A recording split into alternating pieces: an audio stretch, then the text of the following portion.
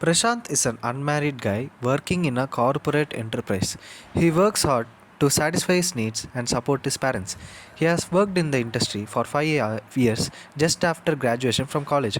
When the industry proposed new rules and regulations on work, people working in the industry started hating it. As days passed, people truly started hating the industry and decided to protest against the corporate, as it favored the industry more and left the people behind. People gathered in front of the industry with banners and slogans. Prashant was also part of the protest, hoping for some change in the industry. People gathered at the decided location and time. The head of the protest had a megaphone in his hand and started creating slogans to push up their voices. As time passed, more people joined the protest.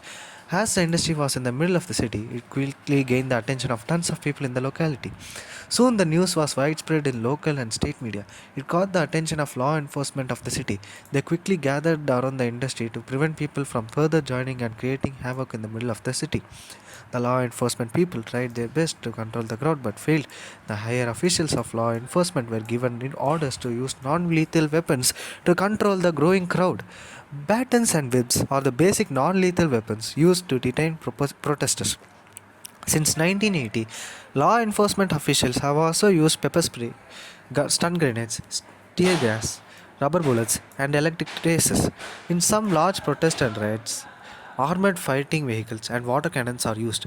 Here, to understand the user more, we shall divide the demographics of people where crowd control is commonly practiced. According to reports, protests rose by 55% in India from 2009 to 2014, and little states led the charge. In all, there were 4,20,000 protests over the last 5 years, 148% student led agitations. Karnataka reported the most student protests.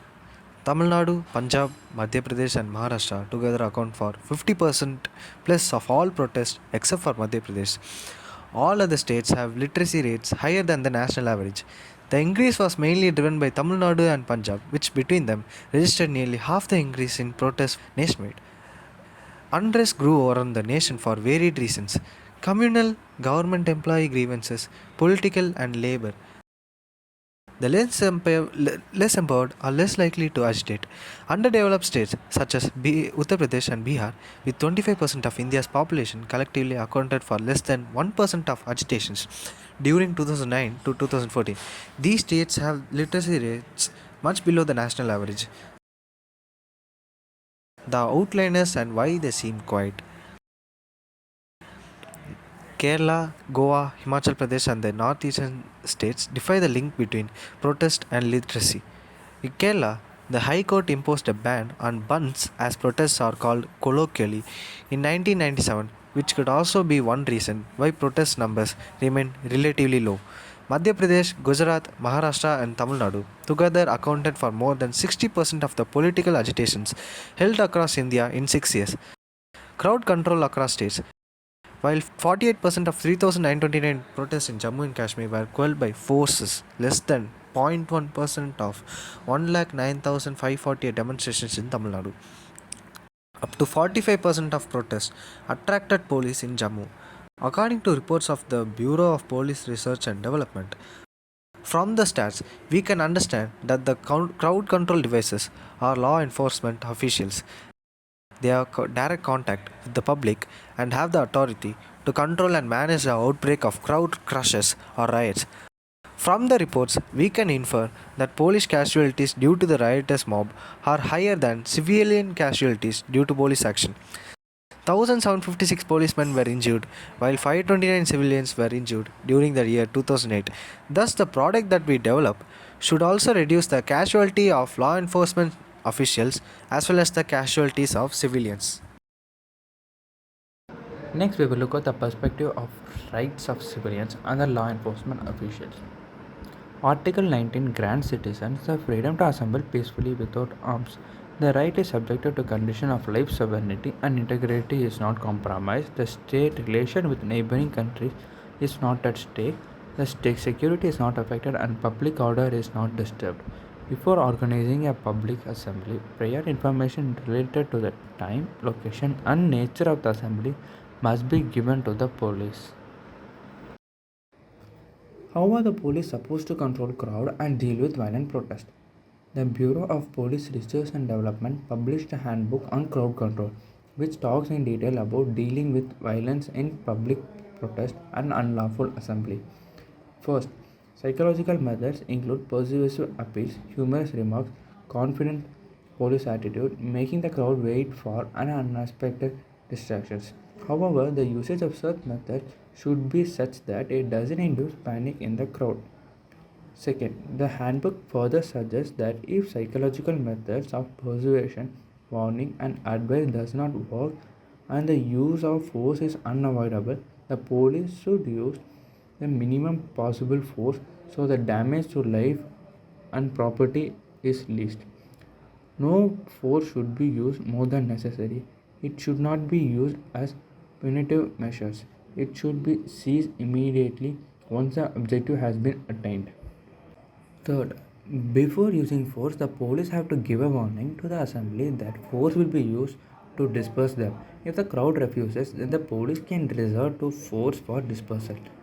There should be there should be always be an armed contingent accompanying the police along with the personnel who have lathis and tear gas.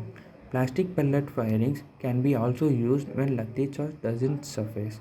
Again, care should be taken so that only recovered damage is done to the human body. Fifth, only if all other options have failed, in extreme situations, police can use firearms.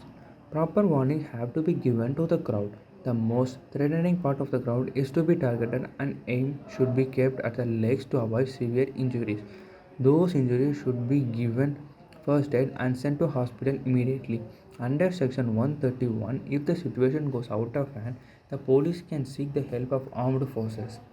Sixth, all law enforcement agencies also have the right to private slash self defense under IPC just like ordinary people for protecting life and property. Further, a section 132 of CRPC protects police and armed forces from prosecution for using force as mentioned earlier.